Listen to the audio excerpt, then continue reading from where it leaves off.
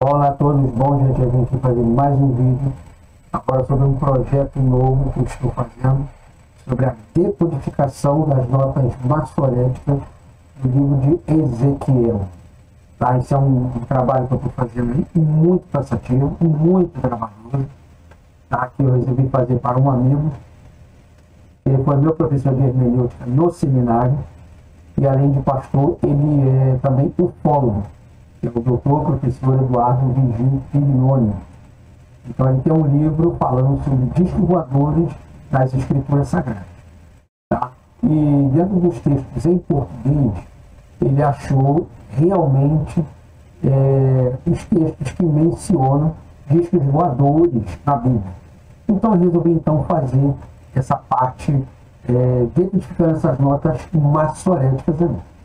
Então o que acontece ali então? Nós temos vários comentários de copistas na Massorá Ketaná e na Massorá Gedolá. Massorá Ketaná, conhecido como Massorá Parma, são comentários pequenos na questão de exegese, hermenêutica, né? E nós temos a Massorá Magna, que é a Massorá maior, a Massorá Gedolá. Bom, então essas decodificações das notas maçoréticas aqui é o que eu estou fazendo nessa tradução, que vai virar um livro. Talvez eu deva fazer até o capítulo de número 10, que é o livro de Ezequiel. Bom, então essa aqui é uma parte que vocês vão ver. E cada vídeo, então, nós vamos ter na íntegra todas essas notificações que nos foram colocadas. Tá bom? Nós temos aqui, então, vamos lá, a decodificação das notas maçoréticas do texto do livro do profeta Ezequiel. Texto do livro do capítulo de número 1, escrita dos rolos do Mar Morto. Então você tem aqui a palavra Bayer, Bechorixim, Xaná, Bartibim. Então você lê o texto aqui da direita para a esquerda, Bayer, Bechorixim, Xaná, Bartibim. E aqui você tem a escrita paleo-hebraica, que é fenícia, muito antes do hebraico. Tá bom? Aqui está fora de ordem, mas aqui só de questão de informação. Tá bom? E você aqui tem a escrita quadrática, que é a escrita que nós conhecemos hoje. Veja bem que algumas palavras aqui elas estão em negrito, que são essas exatamente que nós vamos trabalhar em cima dessas informações. Tá bom? As outras palavras que não estão em negrito, nós sabemos, vamos falar das raízes e das formas lexicais que nós temos nos dicionários. Tá bom? Então nós temos aqui Bayer, Bechorixim, Xaná, Bartibim, Bahamishá e vai por aí afora. Tá? Você lê o texto aqui embaixo, e aconteceu em 30 anos, no quarto ano aos 5 de mês. E eu, no meio do grupo de exilados, junto ao rio Tebá, se abriu os ensinos. Então você olha assim, mas, poxa, esse texto está meio truncado. Será que o professor André errou quando ele escreveu isso? O texto está sem sentido. Não, na verdade, você lê aqui, Bayer, e aconteceu, Bechorixim, tá? No 30º Xaná, ano, Bartibim, quarto, Bahamishá, 5. Na verdade, aqui, nós temos que entender que nós estamos lendo o texto em hebraico, que a gramática deles é diferente da nossa em português. Então, logo aqui abaixo, você vai ver aqui, e aconteceu em 30 anos, do 4 ao 5 do mês, e eu, no meio do grupo de exilados, junto ao rio Tebá, se abriu os céus. Então eu coloquei o texto ajustado aqui agora, dentro da regra do português. E aconteceu que no dia 4 de maio do ano 30 antes de Cristo, eu, Ezequiel, estava no meio de um grupo de exilados junto ao rio Tebá e abriu-se os céus. Ou melhor, para você entender, Bayer, Bechorixim, Xaná, Bartibim. Lá aqui abaixo, nós temos a palavra inicial, que é Bayer. Ela está em negrito. Então, ela está dizendo que um copista deu, então, uma ênfase e uma atenção a essa palavra. Por isso que ela está sendo colocada aqui embaixo e por isso que ela está sendo colocada em negrito. Esse traço vertical aqui é como se fosse uma vírgula. Bom? Ele, não sei se é o Merhabá, não lembro agora de cabeça, que é sempre esse aqui. mas ele é um acento disjuntivo ao qual está separando o texto, como se fosse uma vírgula, uma conjunção. Bom, você não leria Bayer, Bechuritim, Xaná. Ele é Bayer, aquela pausa. Bechuritim, Xaná, bom, como não estamos tratando de regra gramatical de hebraico, estamos tratando somente do texto, eu vou me ater muito a essa questão gramatical. Essa questão gramatical de textos aí eu tenho vários vídeos aqui no canal falando exatamente sobre isso aqui. E nós temos aqui então o Vaierri, que é o que está aqui, ó, Vaierri. E nós temos a raiz da palavra. Se você procurar esse camaradinho no dicionário, você não vai achar essa palavra. Você vai tentar procurar e não vai conseguir. Muito raramente você vai encontrar isso aí num léxico analítico. Bom, também tem um vídeo aqui falando sobre como encontrar palavras no dicionário hebraico. Mas a raiz dele, se você procurar a palavra como raiar, o verbo de existência, aí sim você vai encontrar essa palavra, tá? Nós temos aqui a forma dos rolos do Mar Morto, e aqui nós temos a forma fenícia. E ele é um cal. Geralmente o hebraico não se preocupa muito com o tempo, mas sim com o modo de existência ao qual a ação do verbo está sendo colocada. Então nós temos ali o cal, que é uma ação simples voz ativa, que é o verbo perfeito. Ele pode ser um pronome pessoal, ele mesmo, ele próprio. A função nominal, que vem de nome, de dar nome a alguém, é patente quando usado com o pronome pessoal masculino hu, que vai com o verbo raiar, mais um predicativo ou com o verbo finito. Bom, eu serei, eu sou, é mais ou menos assim, ele é. Tá? E também, com alguns casos, o pronome pessoal masculino singular pode ser usado também como particípio sem o artigo definido. E suas funções principais são de dar ênfase ao sujeito ou de proporcionar uma clareza no texto. Seu uso também ele pode ser muito enfático, como ele mesmo, ele próprio. E às vezes a clareza exige ou é recomendado para dar mais ênfase ao sentido do texto. Um sujeito ou personagem previamente mencionado em Gênesis 3,15 e Êxodo capítulo 4, verso de número 16. Tal função está bem nítida quando se usa o verbo masculino singular com uma conjunção própria prefixada. Erro. Okay? Então, ele pode ser usado tanto com uma conjunção ou sem ela. E também frequentemente de usar o caso ru depois de um verbo finito perfeito ordinalmente no singular. Tá?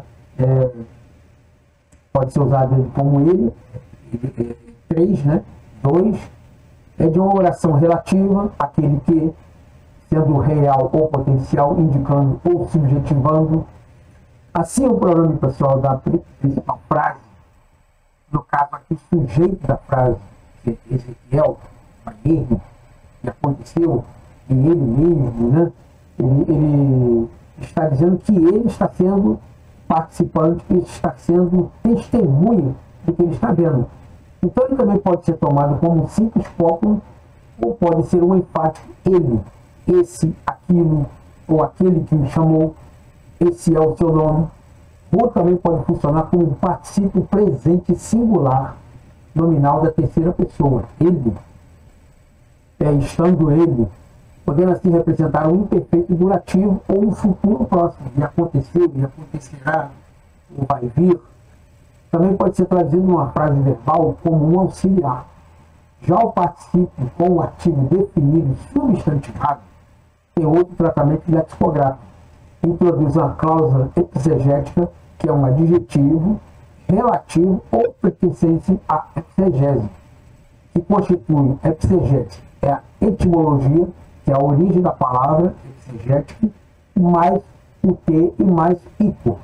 Ou seja, exegético quer dizer você dá o sentido daquela palavra, mas não focando somente numa forma nominal, mas usando ela de várias situações. E o seu uso pode ser usado também como demonstrativo. no caso aqui, rua, ele é encontrado, é muito raro, pois somente o vemos no texto da Torá, pois o uso com vale não é encontrado. Literalmente também podemos encontrar ele como se usa no relativo. O que aconteceu? Acontecerá?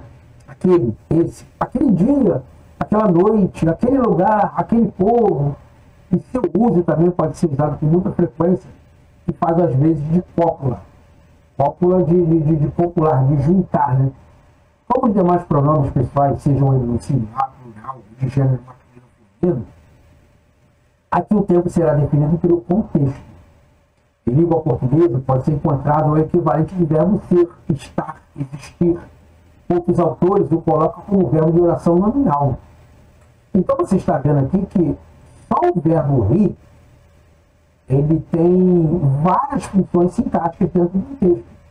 Então não é fácil fazer esse tipo de tradução. Você tem que entender do texto, tem que entender da semântica do texto, advérbio temporal, subjuntivo, predicativo, se ele é ordinal, nominal, enfim, tem várias questões que são colocadas ali dentro. Não é simplesmente pegar uma palavra e dizer, não é isso aqui, aquilo ali. Não é assim que a coisa funciona. Entendeu? O verbo com a conjunção copulativa, prefixado a um verbo de significado, existir, vir a ser, fazer, alcançar. Ele pode ser usado como substantivo sufixo feminino, pode ser humano, como a revolução de um tempo presente ou que virá. Os dias mais longos, mais o velho ano, mas pode ser atualmente. Pode ser os dias, pode ser longo, pode ser curto, pode ser velho, pode ser novo, pode ser um ano, pode ser anualmente. De uma raiz do qual o feminino, depois do Pentateuco, usa a palavra u, essa palavra primitiva, o pronome da terceira pessoa singular, pode ser ele ou ela, somente expresso aqui como um enfático ou sem o verbo si. Também pode ser usado como intensivo, eu, ou especialmente com artigo definido, mesmo, eu mesmo, ou às vezes como demonstrativo, este ou aquele ou aquela, aquilo, ocasionalmente usado como verbo de ligação, como, são, ele, quanto a ela, ele próprio, e mesmo, ela, tanta, isso, esse, estes, eles, isto, aquilo, que é, o qual. Então a forma lexical também ela é atestada no léxico hebraico e aramaico do Antigo Testamento de Luiz Alonso Scoville, que nos traz a seguinte informação na página 169.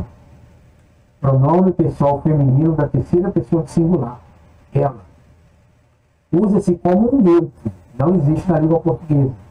Traduz conforme os casos por algumas formas neutras pronominais. Isto, isso, aquilo. O outro dicionário mencionado é o dicionário hebraico-português e aramaico-português de autoria de Nelson Kiel. Nelson Kiel, Milton Schwanzer, Assi Raiman e Rudzini. Na página 53 nos traz a seguinte informação.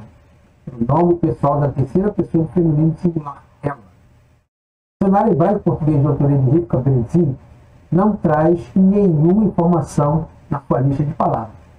Já o léxico hebraico-português do Antigo Testamento de autoria de William Aldrich, na página 108, ele diz que é um pronome pessoal da terceira pessoa do feminino singular, ela. Já o dicionário hebraico-português do Sábado de Luz nos traz a seguinte informação na sua página 99. Esse, essa, ela, esse é, essa é, ele é, ela é. Então, você viu aqui que somente essa palavrinha aqui, Vayehi, ela é colocada aqui na sua forma absoluta e na sua forma construta. Olha a gama de informações que você vai ter quando essa obra estiver pronta. É muita informação que os cientistas nos deram, nos colocaram, e eu estou aqui então decodificando e informando para você todas elas traduzidas. Bom, essa é a primeira parte. Nós vamos pular para a segunda parte em um outro vídeo. Tá bom? Então espero que você me acompanhe aqui para você não perder todas essas informações. Tá bom? Então, muito obrigado então pela sua atenção. Eu espero você então numa próxima aula, ao qual nós podemos ver agora que realmente Ezequiel viu uma nave extraterrestre decodificada dentro do livro que leva o seu nome. Bom, muito obrigado pela sua atenção e nos vemos então na próxima.